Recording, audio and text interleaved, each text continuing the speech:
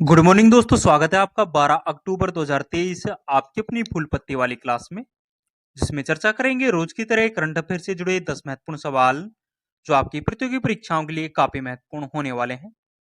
दोस्तों, यदि आपने हमारे पिछले करंट अफेयर के वीडियोज नहीं देखे हैं तो वो भी आप जरूर से देखें, जिसका लिंक इस वीडियो के नीचे कमेंट सेक्शन में मिल जाएगा।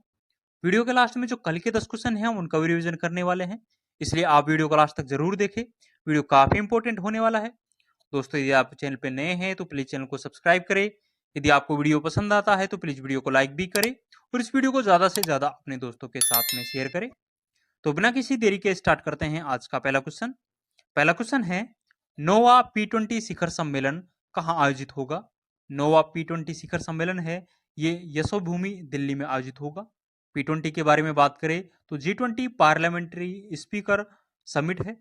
ये G20 जो है इसका पार्लियामेंट्री स्पीकर समिट है, मतलब संसदीय अध्यक्षों का यह एक सम्मेलन है। पहली बार इसमें अफ्रीकन यूनियन है ये भाग ले रहा है। अफ्रीकन यूनियन है ये हाल ही में G20 का 21वां सदस्य बनता है। इसकी जो थीम रहने वाली है ये one earth one family one future, जो G20 2023 की थीम थी वही इसकी थीम रहने वाली है। तो ये भी आपको ध्यान रखना है। कुछ ललन बातें और ध्यान रखेंगे। G20 2023 की जो 18वीं क्रम की बैठक है इसकी अध्यक्षता है जो भारत के द्वारा की गई है। इसमें भारत का जो शेरपा है या अमिताभ कांत जी है जो इसमें भारत के शेरपा रहे हैं।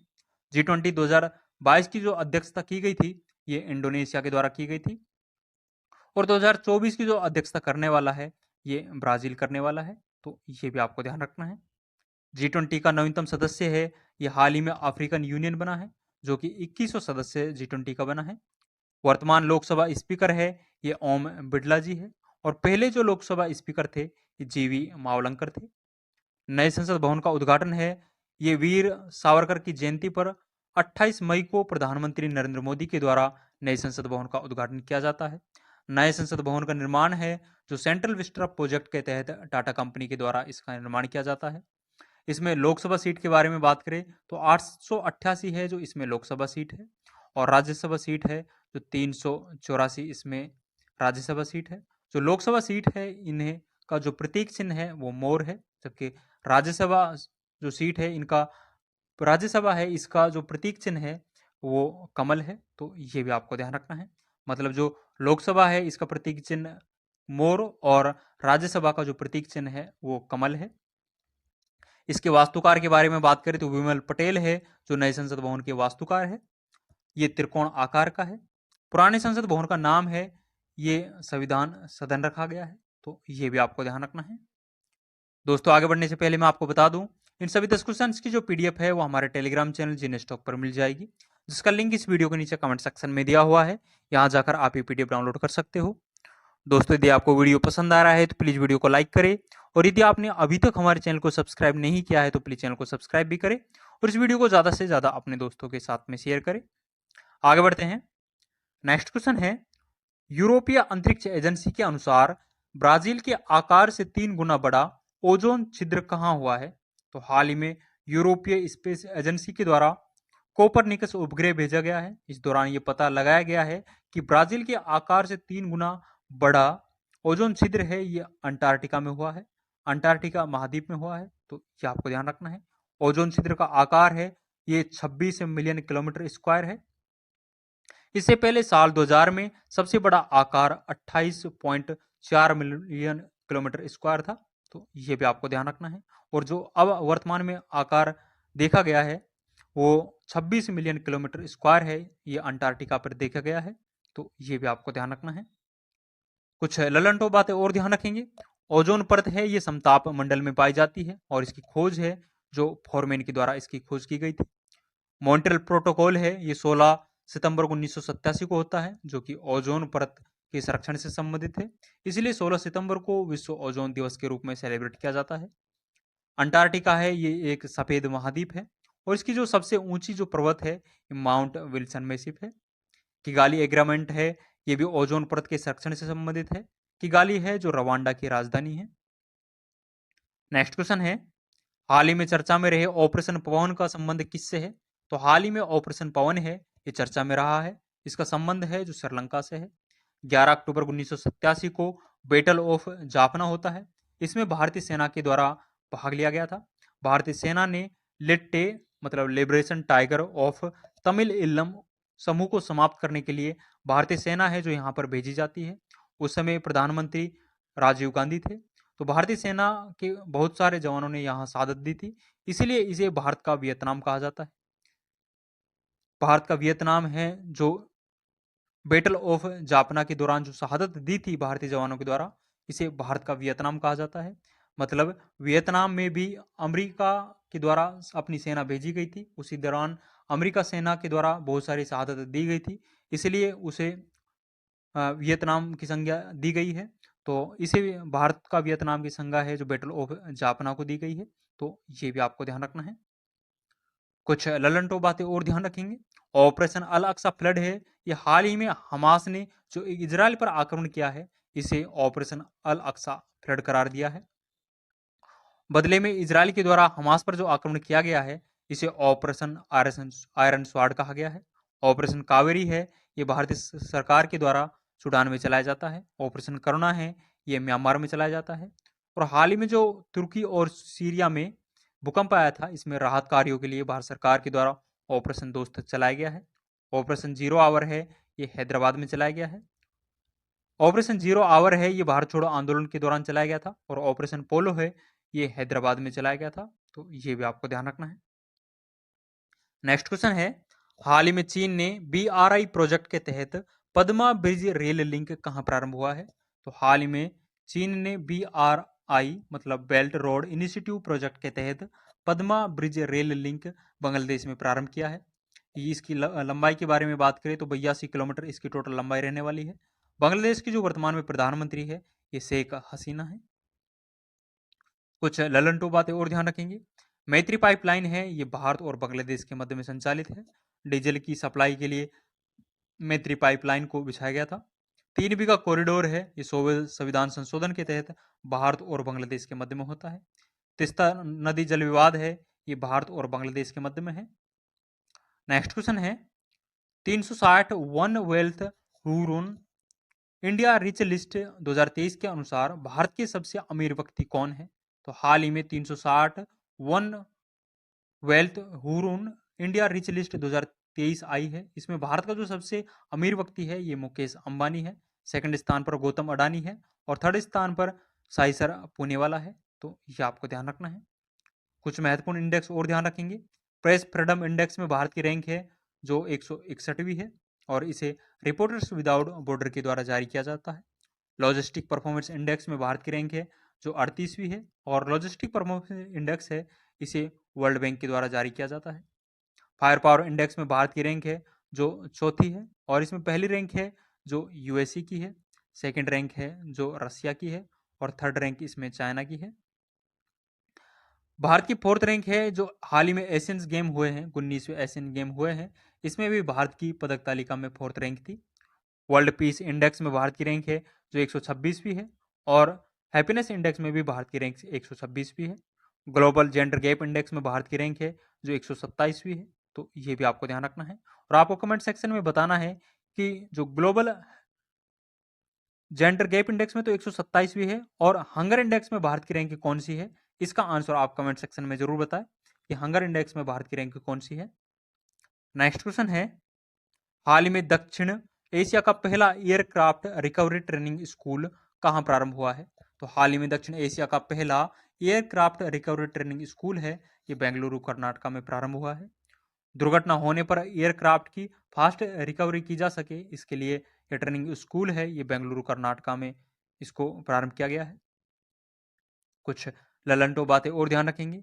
एशिया की सबसे बड़ी हेलीकॉप्टर निर्माण फैक्ट्री है, ये तुमकुर कर्नाटका में है। स्टैच्यू ऑफ प्रॉस्पेरिटी है, ये बेंगलुरु में है। बेंगलुरु में जो केम्पेगौड़ा एयरपोर्ट है, यहाँ पर इसे स्थापित किया गया है। विश्व का सबसे लंबा प्लेटफॉर्म है, ये सिद्धरुदा स्वामी है जो कि हम्पी कर्नाटका में है। होयसल मंदिर समूह है, ये हाल ही में 42वां विश्व धरोहर स्थल है, ये बनाया गया है जो कि कर्नाटका में स्थित है। होयसल मंदिर समूह में 3 मंदिरों का यह एक समूह है। 41वां जो विश्व धरोहर स्थल है, ये शांति निकेतन है। तो ये भी आपको ध्यान रखना है। नेक्स्ट क्वेश्चन है, हाल ही में अंतर्राष्ट्रीय बालिका दिवस 2023 कब मनाया गया है? तो हाल ही में जो अंतर्राष्ट्रीय बालिका दिवस है, 11 अक्टूबर को मनाया गया है। पहली बार इसे 2012 में बनाया गया था और इसका प्रस्ताव है ये 2011 में आता है। और इस वर्ष जो इसकी थीम रही है, बालिकाओं के अधिकारों में निवेश करना, इस वर्ष इसकी थीम रही है। यदि राष्ट्रीय बालिका दिवस के बारे में बात करें तो प्रत्येक साल 24 जनवरी को राष्ट्रीय बालिका दिवस है जो मनाया जाता है। कुछ ललन टॉप बातें और ध्यान रखेंगे। अंतर्राष्ट्रीय महिला दिवस है, ये प्रत्येक साल 8 मार्च को सेलिब्रेट किया जाता है।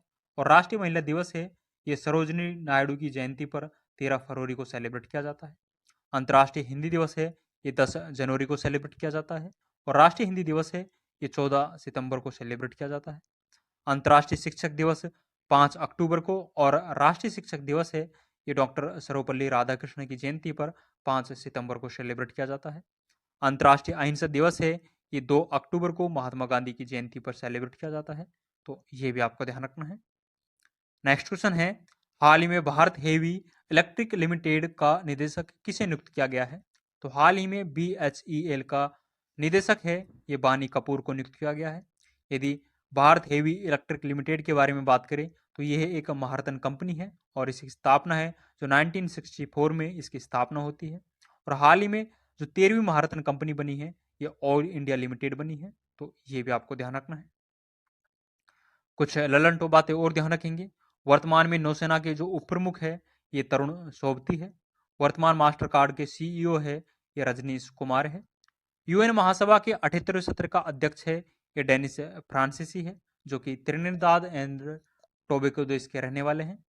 वर्तमान में बॉर्डर रोड ऑर्गेनाइजेशन के जो अध्यक्ष है, ये रघु श्रीनिवासन है। वर्तमान PTI के अध्यक्ष है जो KN शांता कुमार को बनाया गया है। तो ये भी आपको ध्यान रखना है।